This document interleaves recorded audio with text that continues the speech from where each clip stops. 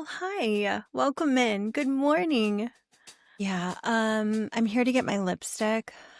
I have it right here. I need 3 of these, please. I am so sorry. That lipstick is actually it's been retired. Just a fancy way of me saying discontinued. I am so sorry. I'm sure we can. What? Are you serious right now? Are you kidding me, lady? This is my favorite lipstick. I've been wearing this since college. Who made this decision? Was it Tom? Was it Coco? This is just crap. Okay, I'm just really sorry. Does this happen to you? Welcome to another episode of Sorry, It's Discontinued. This is the new series, Behind the Counter. I'm Hilary, your host, and I'm so glad you're here. Sorry. It's discontinued. Hi, retail family and fellow customers. I am so excited about this next series of Sorry, It's Discontinued.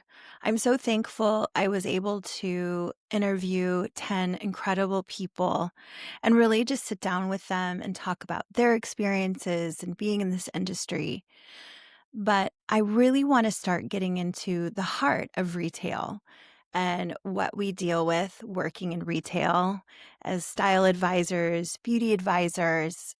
There's so much that we deal with, and as customers.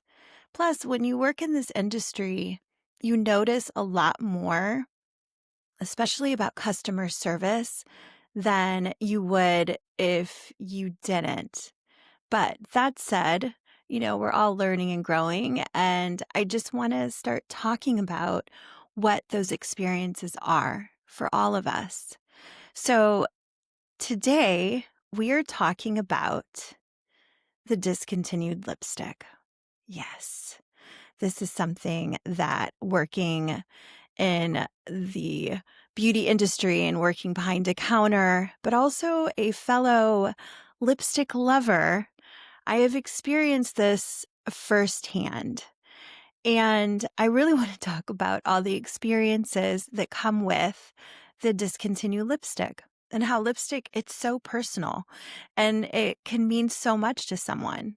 I know because I have quite a few lipsticks that I have loved and lost, and I still miss them and think about them, actually. So I want to talk about what we experience, as sales advisors, having to share this disappointment and this news to customers. The hardest thing is to tell someone one of their favorite things or rituals that they experience every day, their favorite color. I'm so sorry. Yeah, it's discontinued. I mean, don't you just hate that word almost? And I know you're supposed to put a positive spin on it, but when it's personal and someone's really excited, it can be very hard. It can be hard to make discontinued sound like we've got an opportunity. It's not easy. So it's really hard to when someone comes in and you're sharing this disappointing news with them.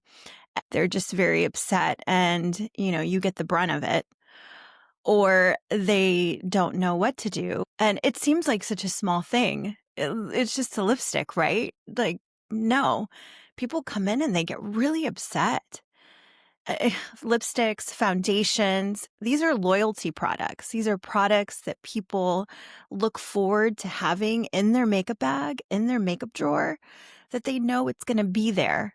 And when you tell them this one specific foundation shade, which probably took them forever to find, is gone, or their favorite lipstick, which has made them feel so good, it's helped them get through a divorce, it's helped them change just their whole look and feel confident about themselves. When you tell them that it's not there anymore, change is really hard. I know for some people can just dive in and they don't mind change. I like change, but I kind of need to gradually go into change. So there's a few scenarios that I've had telling a customer that their lipstick was discontinued. First, the customer comes in. Most of the time, it's so weird. I guess it's because maybe it's on their to-do list and they know what they need. They're going to come in. It's on the list. I'm going to go get my lipstick today. They come right in the store, right at 10, right when you open, and you've just, finished counting the change in the register and you're cleaning or what have you. And they walk up and they're on a mission. They have it on the list. Let's get this done. So that you ask, how can I help? And they pull out the lipstick and instantly your stomach is like, because you have to deliver this bad news at the beginning of the day. The customer will, a lot of times, they'll take it and they might just, be okay to give them a few minutes and they might try to look for something else. But one of the experiences I've had is they are just quiet and then they get really angry. You could tell in their face and they will just not say anything. They just walk away.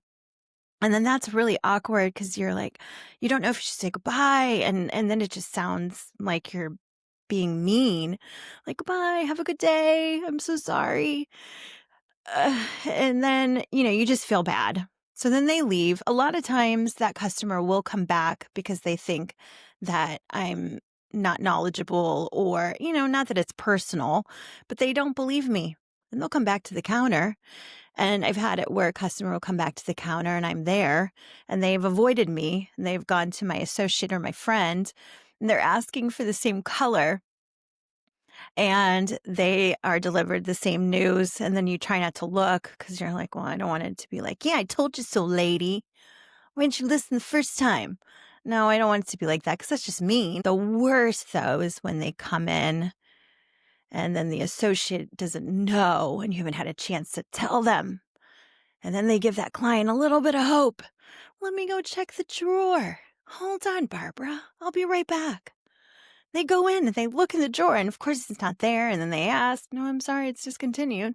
And then they have to give the client the bad news.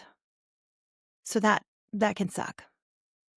Now, the worst that I've experienced, and I've experienced a few times, I've learned to set boundaries though. When I first started in cosmetics and beauty and being a people pleaser, I always want to be like, yeah, of course, I'll spend 5 hours with you.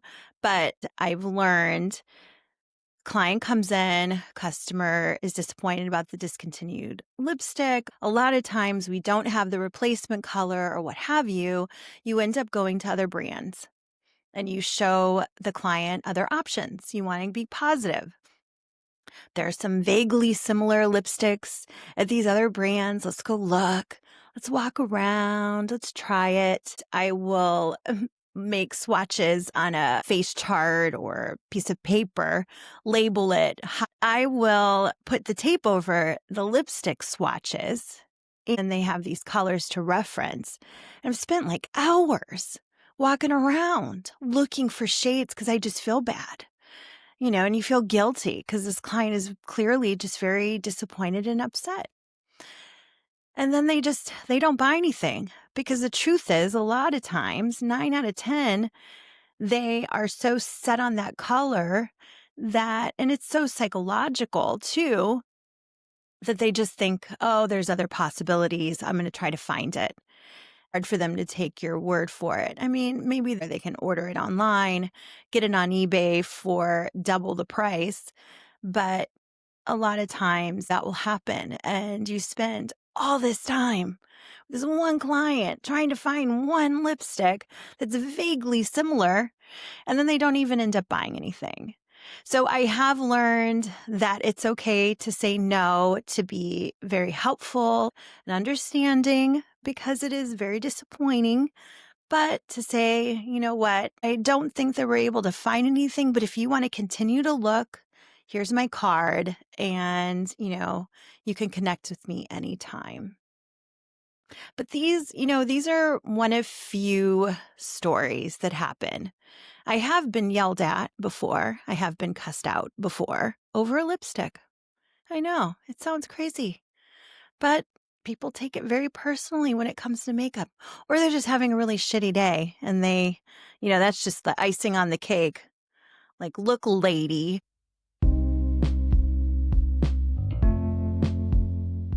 I want to get into why lipsticks, as boring as it is, why lipsticks are discontinued in the first place. There's a lot of reasons that they're discontinued. Sometimes it just doesn't make any sense, especially with these colors that are so popular. And there's just so much to a lipstick. So, first off, it's the amount of money that they're putting in new launches, budgets, and they are investing in these new launches and trying to be relevant with trends. But some colors, they think that that's going to be the hot hit, color, and it sits in the drawer and you've got like 20 of them, but you're out of, the one color that's so popular. So then also the formulas, they're always reformulating, they're always changing with the industry and what is regulations, and also improving texture and pigment payoff. And the FDA and what they can have and the ingredients and so on. Sometimes we've had colors that have just been pulled, didn't even have a clue. You come in the next day, they're gone. And there's probably, reasons behind that. But you might be able to find them in another country. So the thing is to keep in mind that when things are discontinued or lipsticks are gone, it's never personal. The brand is not doing it intentionally, of course. We try to give them feedback, tell corporate, tell our account executives, but it doesn't, of course, happen that fast. It can take years of planning with these colors and trends and so on. But if more and more people are asking for a certain lipstick, it can make a difference and it can bring lipsticks back. It's so interesting with lipstick and how it's connected with our identity and our memories and how it makes us feel, especially after moments like I've been so tired and I go to put on my lipstick and it just makes everything feel better. And I feel better, more confident. There's some days where I feel like I can rock a red, which I didn't really do until I guess my mid 30s, hit my 40s, started wearing more and more reds. And now that I'm 50, I love wearing a red, but I have to be in the mood. And so certain colors do fit how we're feeling and they make us feel better. And that's okay. It's those little things, right? So there's so many discontinued shades that have made a huge impact and defined eras. And once they're gone, people look high and low and they throw a fit and they'll bitch and they'll really, really make a stink about it. And then companies will actually bring them back. But I don't think a lot of times when they do bring them back that they're the same. Probably because of ingredients and formulations and, what's allowed now wasn't allowed then, or actually vice versa. So there's a lot of icons that live in makeup history for lipstick. A lot of times, though, they're not the same as they used to be, like Chanel's Vamp. This was a mid-90s color that was created to match the legendary nail polish. Rouge Noir is what it was called, but here in the US, it was called Vamp.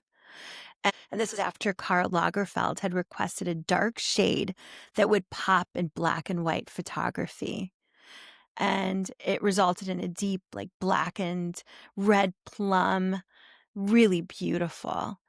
So this cultural phenomenon, even Madonna called Lagerfeld's office, like requesting a bottle. And then Uma Thurman wore it in Pulp Fiction. It was just beautiful. So soon after, Chanel released the Vamp lipstick. So women could match their lips to their fingertips. And it was just really a beautiful, deep color. Also, Max Fleshpot. This is a color that now they have brought it back, but it was launched in 2001. It was extremely famous because it was part of the time where you had like the most nude lip, that it didn't look like you were really wearing any lipstick. It was a very pale beige nude.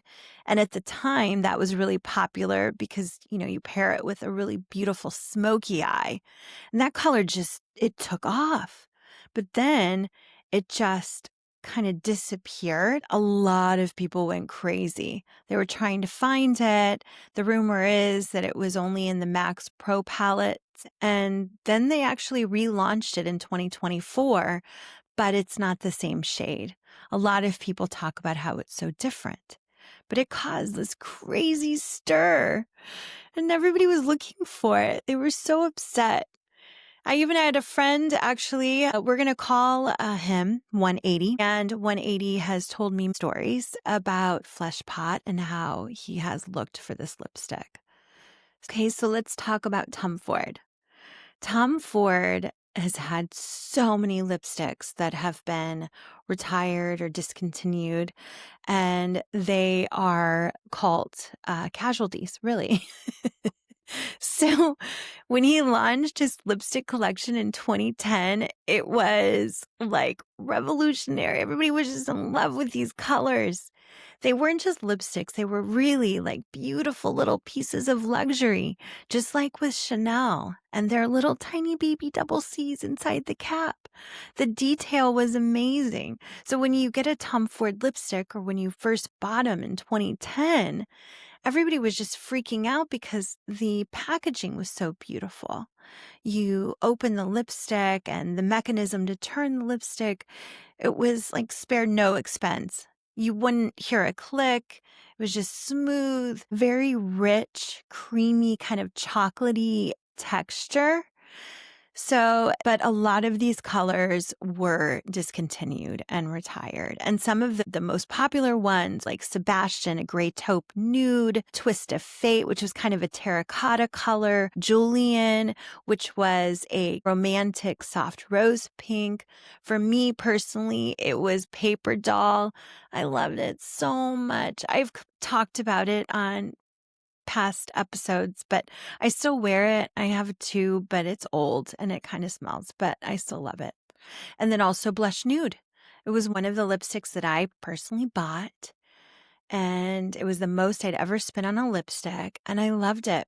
I would rock it with a nude liner from Chanel, or kind of like a beigey lip liner, kind of a soft tone, and it just would really pull out the color, or I just wear it by itself. But so pretty.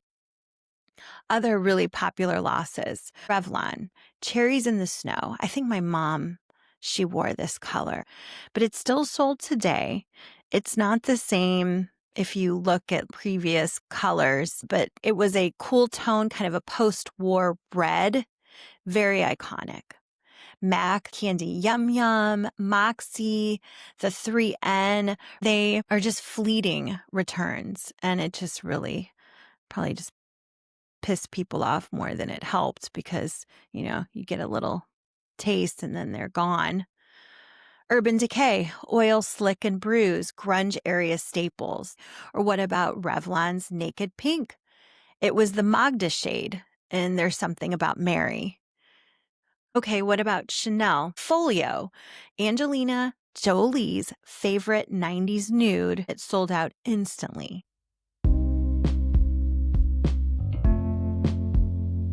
Okay, so lipstick psychology and the lipstick effect.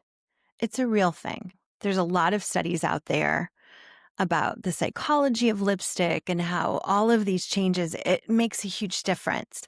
So beauty psychologists and economists trace the concept, even before it was named, to the Great Depression of the 30s, when lipstick purchases were soaring. No one had any money after the stock market crash, and lipsticks were one of the top things that people were buying. So fast forward to 2001. After 9/11, Leonard Lauder, chairman of Estee Lauder, he observed an interesting trend. Lipstick sales were up 11% across the company. He interpreted this moment and coined the term the lipstick index, suggested that lipstick could act as an upside down economic barometer. When times get tough, lipstick sales go up, which is so fascinating. He wasn't just pointing at fashion. He was sharing an insight into human behavior and when we can't splurge on a trip or a designer bag or maybe new clothes, you can still treat yourself to a lipstick, which is something that I've done. And I know my friends have done, and my mom used to do it. And so it just makes you feel good, like a really affordable indulgence. While Lauder popularized the idea, economist Juliet Shore first described the underlying theory in her 1998 book, The Overspent American, noting how prestige lipstick became a public version of self-care, even when no one really had any money. So you really can look at the economics and psychology of a lipstick, but there is a lot connected to a lipstick. When someone comes in and you're telling them their favorite color is not around. Recognizing that if you're kind and understanding, they're going to come back and they're going to want to look for something new once they get over, the disappointment and they get out of their feelings. So, which you still want to come in and get a lipstick. At the end of the day, you want to treat yourself, right? Okay, so all of that said about the psychology of lipsticks and how much we're disappointed and having to share the information and what a bummer it can be, I really want to get into lipstick tester etiquette, especially when, as a customer, you're going to a counter, you're looking at the tester unit, and all the lipsticks are just gross, like dusty and messed up. And it's hard. It's hard to keep them clean because you have to take them out individually and clean with alcohol. It's like a whole process. But also, as a customer coming in and how that can make a big difference if you really consider of the testers in the tester unit. So tester etiquette. I don't know if you guys know, a lot of brands, they'll do testers for lipsticks differently, right? So some brands will send you plenty of lipstick testers, enough to fill the unit and, everything looks really pretty and it can make a huge difference. Other companies, you have to damage what you have in stock and create testers from what you have. So that can really suck because you have to damage, like, say, your popular color, your popular lipstick. And, oh, I'm sorry. Yeah, Linda, I can't show you. I only have one to sell. It's a very popular, but if I damage this one, then I can't sell it. And it's just a bummer all around. So that can suck. So there's a lot of things that happen with testers I've experienced with clients and these testers. These are all don'ts. A customer who has seen a brand new lipstick and they go to apply it and they twist the lipstick all the way up. You go to apply it, it's going to break and then it'll fall out into the tester unit. It's the worst. The next is somebody twisting a lipstick all the way up and then they put a cap on the lipstick. Ugh, it's a mess. Or they'll twist it all the way up and then they put it back in the tester unit and then that lipstick gets all over. Now, I have had customers who have been kind of funny with lipstick testers. They'll actually take a Q-tip and they'll go to test it, and instead of just putting it on their hand, they take with the Q-tip and then they apply it, which I understand, that's great. You want to try it. But when they do it, they dig in and then it just damages the tester that way. The best way is ask for help. If you can't find anyone to help and you can't find any alcohol, because that happens, people get busy, not all counters are covered. You just go, maybe take a tissue, sweep off the top layer on the tissue very gently, and then put it on the back of the hand. At least you can see the color. If you want to risk trying it, I recommend cleaning it with alcohol. That's the best way. And then you could put a little on the back of your hand and maybe take it from your hand and then put it with a wand as opposed to just putting it right on the lips. Because clients will do that. They just put it right on the lips without it being cleaned. Or they let their kids just mess around with the lipsticks and then they just put it on. And then, oh my gosh. I mean, we can't always keep up with the lipsticks. You can't. It's so hard. I mean, it can be slow, but you get busy and you can't constantly clean them with alcohol. So I don't recommend just going and putting a lipstick on without cleaning it. So just my own personal lipstick etiquette recommendations. And plus, it just keeps you from getting, herpes and stuff.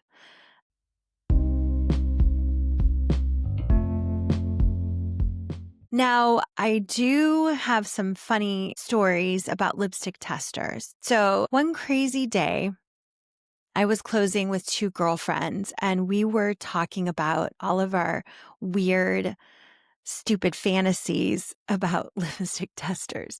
You know, the kind of fantasies you have, like when you go into a home department and there's, the beautiful bed, it's all made, and you fantasize about like jumping in the bed and like messing up the blankets and rolling around on the pillows or what have you.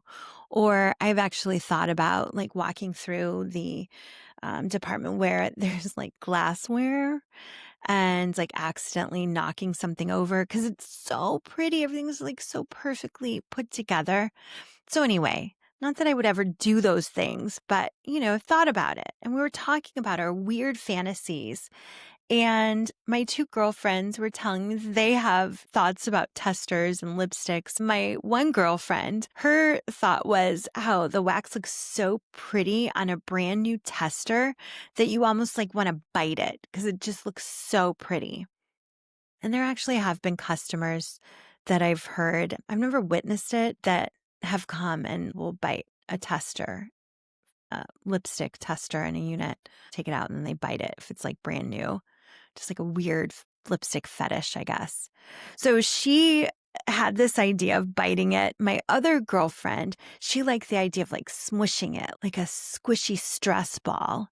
And for me, it was seeing something so perfect. It was like smashing it, and like getting it like smashed. And I don't know, got anger issues apparently, but that was something that I wanted to do. And so we were talking about these stupid fantasies and how we wanted to live these out. And, we were closing and it was really slow and we had a little bit of time on our hands. And so we totally lived out our fantasy and it was amazing. So each of us did exactly that. My one girlfriend who bit it, she regretted it as soon as she did it because it was like a hot mess all in her teeth and it was really gross. But they were old testers. Nobody got hurt in the process and they were discontinued, you know. So, and it was a very long time ago, but I loved it. It was such a fun moment and I've never regretted it. So, and I've never told anyone that story. So now you know.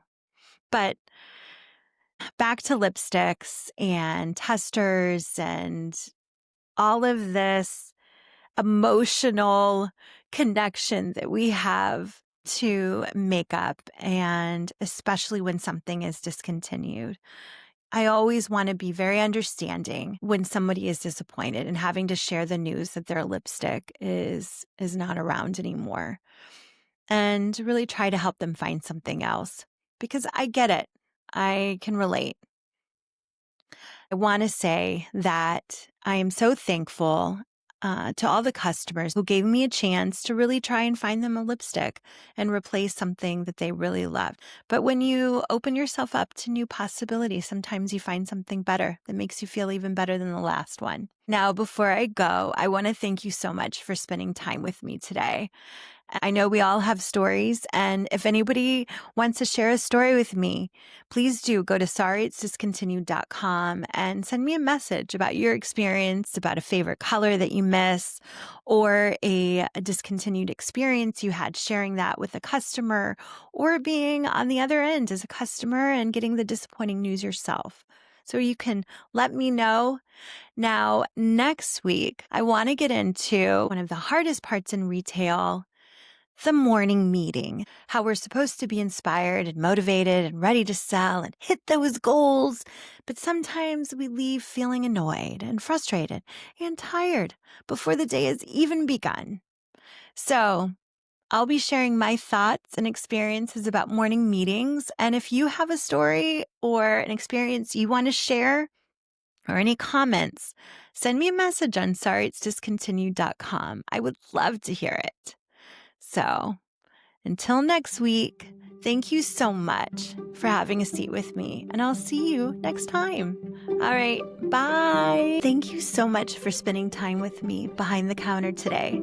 If you enjoyed this episode, please follow Sorry It's Discontinued on your favorite podcast app and leave a quick rating or review.